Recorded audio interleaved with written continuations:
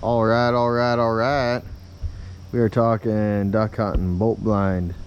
Just got done putting together this one on my 14-foot flat bottom. It is a 1442 Alumacraft, and the blind itself is probably about 12 feet long, and it is a scissor blind style. I got the idea from the internet and kind of collaborated a few ideas to make my own. Everything is made out of 3/4 inch EMT conduit. I've got everything at Menards. All of these holes for the bolts are all 3/8 inch. It is a C-clamp style. So that's where these cross beams are actually being connected to the bolt, is through these C-clamps that I bolted through. You can see that connection there. Some people went straight to their bolt, but I didn't exactly want to, because this is super easy to just unscrew and remove the blind if I want to take the boat out for any other reason by itself, or if I want to set up my blind to dry out or anything like that, or just remove it for the year. It's actually really snug. It ain't going anywhere. You'd have to really do some damage for it to pop off, but I just had these 2x4s that I put little sections in so that the angle would fit right, and you can see it doesn't really make too much of damage on the boat, either on the paint. So this certain style is actually a flip over, flip back option. If it's early in the morning or whatnot, and then shooting's hot and heavy, I could always just have that sitting back.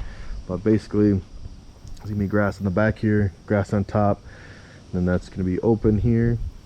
Then it'll be all grassed up on the front side there. Sorry, yeah, this is the front, this is the back here. Started off with determining where I wanted my cross beams at. Once you have that determined, I had it all fastened to the bolt with the C-clamps and through these bolts. And then what you'll want to do is, for this front frame here, it's all going to be bolted in on the front, or at least that's the way I did it. And then the top frame here is going to be bolted in on the back side. So I measured the front, or the inside to the inside, the outside to the outside there.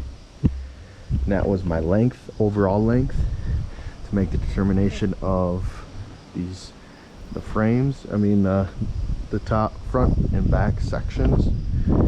As you can see, I have these butt connectors, including an additional little piece. That's due to Menards only selling 10-footers, and really everywhere I kind of looked at 10-foot was the longest. So I just did those little butt connectors. Now it is still pretty strong.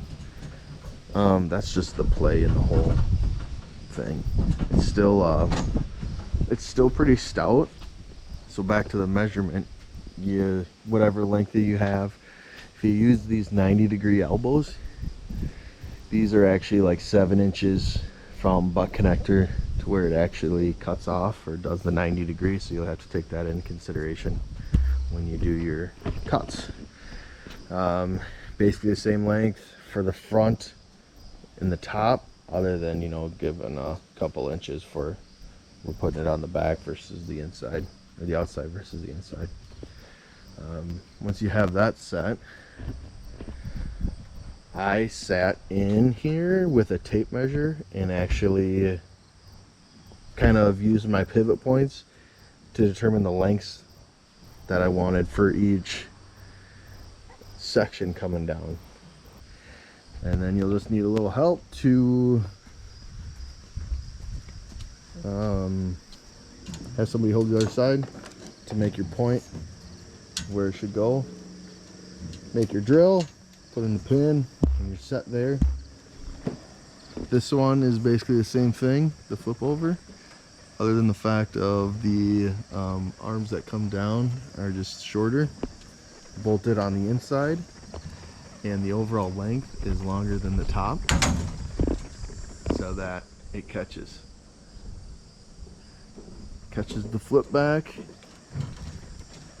and super easy to just flip back over once you're done shooting. Once you're back in the boat, these are just belts from my from my other boat.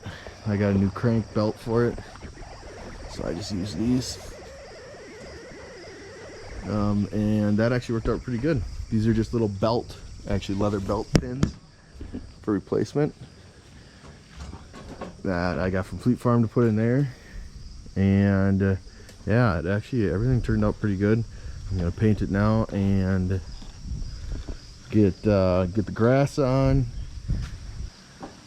So overall cost was about 150 bucks, and that included all the EMT, nuts, bolts, washers, C-clamps. I had the straps, all these butt connectors. I'll show a close-up of that, because maybe I'll put a whole